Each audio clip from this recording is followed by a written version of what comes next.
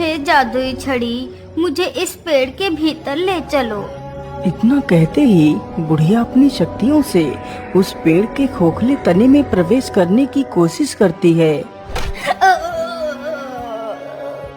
अरे ये क्या, मैं इस पेड़ के अंदर जा क्यों नहीं पा रही हूँ? अरे दुष्ट डायन, तुझे क्या लगता है तेरे जैसी दुष्ट डायन इस पेड़ के अंदर जा सकती है? तो ये तेरी भूल है। इस वृक्ष के अंदर सिर्फ वही जा सकता है जो सच्चा और ईमानदार है। अच्छा, तो ये बात है, इसी वजह से आज तक मैं इस पेड़ के अंदर नहीं जा सकी। अब मुझे कुछ भी करके ऐसे इंसान को ढूंढना ही होगा। इतना बोलकर डायन वहाँ से गायब हो जाती है।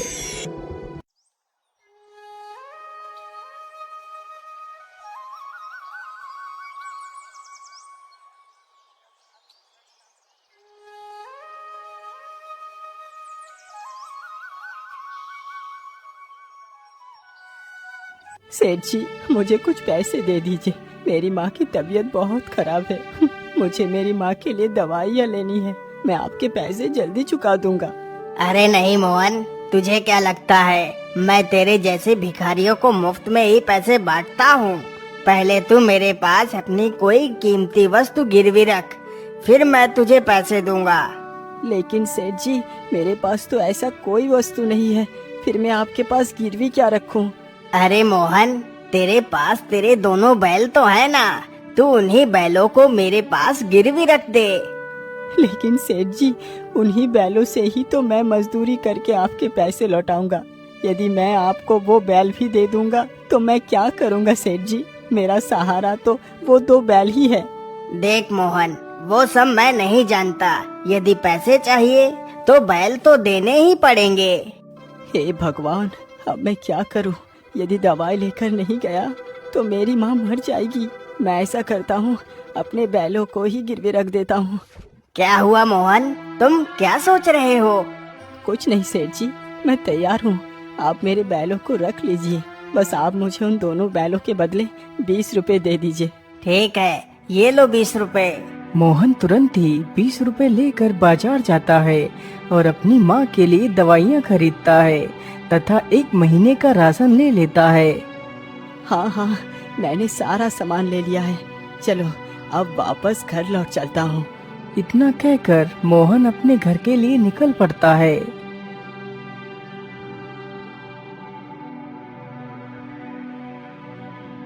मोहन जल्दी ही अपने घर पहुँच जाता है।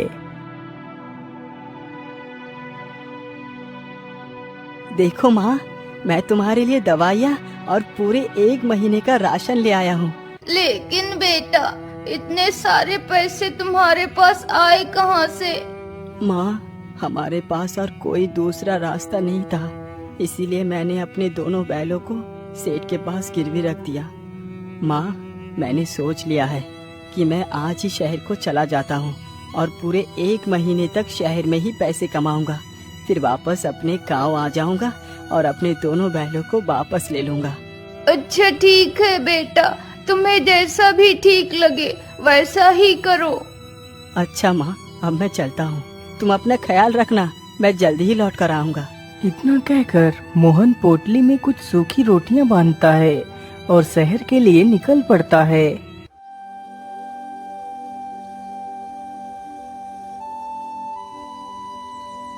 मोहन चलते चलते काफी ज्यादा घने जंगलों से होकर गुजरता है।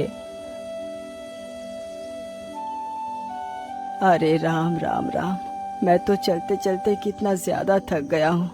मैं ऐसा करता हूँ, इसी पेड़ के नीचे चलकर थोड़ा सा आराम कर लेता हूँ और कुछ खा पी लेता हूँ, फिर आगे चलूँगा।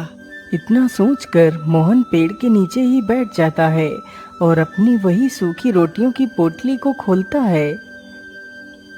अरे क्या बात है बेटा, देखने में तो तुम बड़े ही भोले और शरीफ लगते हो। तुम ये सूखी रोटियां क्यों खा रहे हो? क्या करूं माताजी, इस गरीबी ने मुझ पर इतना बड़ा जुल्म ढाया कि मैं एक वक्त का खाना भी नहीं खा सकता। इसीलिए मुझे जो कुछ भी मिल जाता है वही मेरे लिए पर्याप्त है। अरे बेटा, ये तो बड़े ही दुख की बात है। वाकई गरीबी जीवन का सबसे बड़ा अभिशाप है। वैसे तुम जा कहाँ रहे हो? माँ जी, मैं शहर जा रहा हूँ ताकि कुछ पैसे कमा सकूँ। यदि तुम मेरी बात मानो तो तुम्हें शहर जाने की कोई आवश्यकता नहीं पड़ेगी।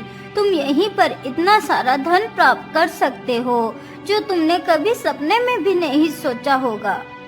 लेकिन इतना सारा धन यहाँ पर कैसे मिल सकता है? मैं कुछ समझा नहीं। बेटा, इसके लिए तुम्हें ज्यादा कुछ नहीं करना। तुम उस बड़े से पेड़ को तो देख रहे हो। उसी पेड़ में एक खोखला तना है। मैं तुम्हें अपने जादू से उस खोखले तने के भीतर भेजूंगी। उस पेड़ के अंदर एक गुफा है जिसमें 3 दरवाजे हैं। एक दरवाजे में तांबे के सिक्के हैं और दूसरे में चांदी के सिक्के हैं तथा तीसरे में सोने के सिक्के हैं। तुम्हें जो भी सिक्के चाहिए हों तुम अपनी मर्जी के हिसाब से ले सकते हो। लेकिन माता जी, आप ये सब मुझे क्यों बता रही हैं, जबकि आप खुद उस सारे सोने को निकाल सकती हैं? बेटा, यदि मैं उस पेड़ के अंदर जा पाती तो कब की चली गई होती। यदि तुम जाने के लिए तैयार हो तो बोलो। तुम जो भी सोना लेकर आओगे उसमें से मुझे कुछ भी नहीं चाहिए। तुम बस मेरे लिए उस चकमक डिबिया को ले आना। क्या करूं? शायद ईश्वर ने मेरे मदद के लिए इस बूढ़ी माँ को भेजा है। मैं इनकी बात को मान लेता हूँ। क्या हुआ बेटा, तुम क्या सोच रहे हो? कुछ नहीं माता जी, मैं तने के अंदर जाने के लिए तैयार हूँ। तो फिर ठीक है, चलो मेरे साथ। इतना बोलकर वह बूढ़ी महिला मोहन को उस पेड़ के पास ले जाती है। क्या तुम तैयार हो अंदर जाने के लिए? हाँ हाँ, मैं तैयार हूँ। तो फिर ठीक है, यह जादुई औषधि अपने पास रखो। जब तुम पेड़ से बाहर आना तब इस बोतल की ढक्कन खोलकर जादुई औषधि को अपने ऊपर डाल लेना तो तुम बाहर आ जाओगे। उस बूढ़ी महिला से मोहन उस जादुई बोतल को ले लेता है। तभी वह जादूगरनी अपनी छड़ी से मोहन को तने के अंदर भेज देती है।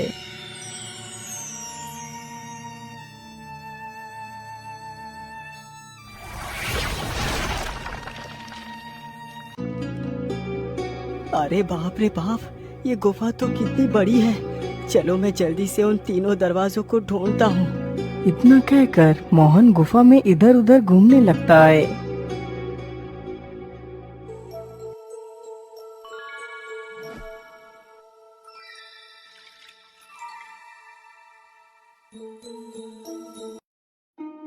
मोहन गुफा के भीतर काफी देर तक इधर उधर घूमता है, लेकिन उसे वह तीनों दरवाजे कहीं भी दिखाई नहीं देते। ओहो, इतनी देर से मैं इस गुफा में घूम रहा हूँ, लेकिन अभी भी मुझे वो तीनों दरवाजे नहीं मिले। पता नहीं वो तीनों दरवाजे कहाँ हैं। मोहन इतना कह ही रहा था कि तभी उसकी नजर नीचे जमीन पर पड़ती है।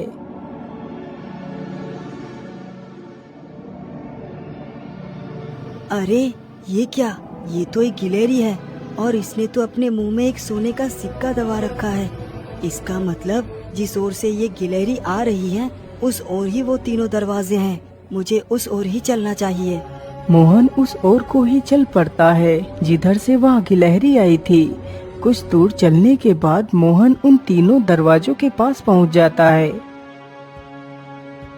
अरे मैं तो उन तीनों दरवाजे के सामने ही खड़ा हूँ। चलो जल्दी से दरवाजे को खोल कर देखता हूँ। इतना सोचकर मोहन दरवाजे के पास जाता है और उस दरवाजे को खोल देता है तो देखता है कि हर तरफ तांबे के सिक्के ही सिक्के थे। अरे वाह, जैसा उस बूढ़ी महिला ने बताया था यहाँ तो एकदम वैसा ही है। तो इसका मतलब सोने और चांदी की सिक्के का दरवाजा अभी बाकी है। चलो जल्दी से दूसरा दरवाजा खोलता हूँ। इतना कहकर मोहन गुफा का दूसरा दरवाजा भी खोल देता है तो देखता है कि दूसरे दरवाजे के अंदर सब चांदी के सिक्के ही पड़े हैं। चलो अब मैं जल्दी से उस सोने के सिक्के का दरवाजा भी खोलता हूँ। फिर मोहन तीसरा दरवाजा खोलता है।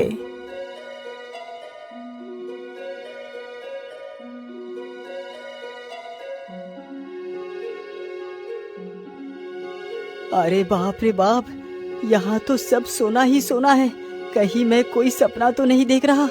अरे नहीं नहीं, ये कोई सपना नहीं है, ये हकीकत है। चलो जल्दी से मैं सोने के कुछ सिक्के ले लेता हूँ। मोहन जल्दी जल्दी सोने के सिक्के अपने पोटली में भरने लगता है। हाँ हाँ, इतना सोना मेरे संपूर्ण जीवन के लिए पर्याप्त है। वैसे मैंने सोना तो ले लिया, लेकिन वो चकमक डिबिया कहाँ है?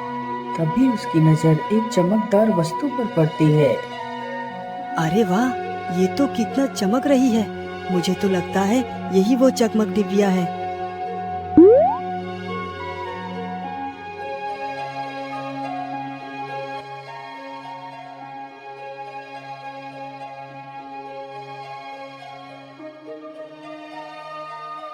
आखिर वो जादूगरनी इस डिबिया का क्या करेगी?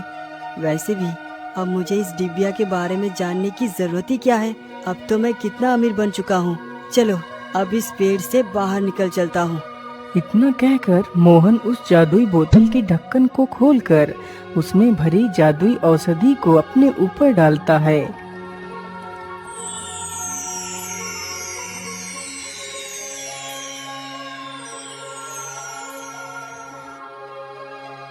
अरे वाह युवक, तुम तो कितने बहादुर हो। जिस कार्य को कोई नहीं कर पाया वो तुमने कर दिखाया। लाओ लाओ जल्दी से मुझे ये चकमक डिबिया दे दो। इतना कहते ही वह जादूगरनी उस चकमक डिबिया को ले लेती है। वैसे आप बुरा ना माने तो मैं आपसे एक बात पूछना चाहता हूँ। हाँ हाँ युवक, पूछो तुम क्या पूछना चाहते हो। मैं बस ये जानना चाहता हूँ कि आखिर ऐसा क्या है इस डिबिया में जो आपने इस डिबिया को ही चुना?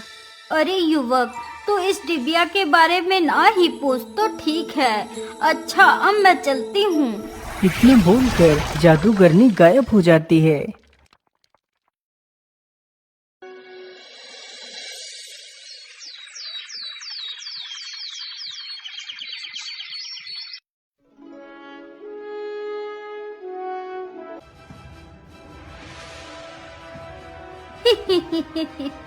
अरे दुष्ट राजा, तूने मुझे इस राज्य से बाहर निकाला था ना। देख मैं फिर से आ गई। अब तू मेरा कुछ भी नहीं बिगाड़ पाएगा। सिपाहियों, इस पागल जादूगरनी को पकड़ के ले जाओ और कारागार में डाल दो। हे चकमक डिबिया, तू इस महल के सभी लोगों को सम्मोहित करके मेरा गुलाम बना दे।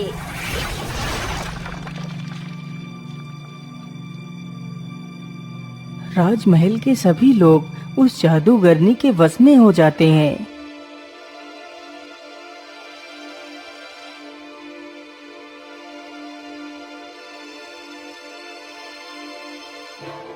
आज से मैं हूँ इस राज्य की महारानी। आज से इस राज्य में सारे काम मेरी मर्जी के मुताबिक होंगे।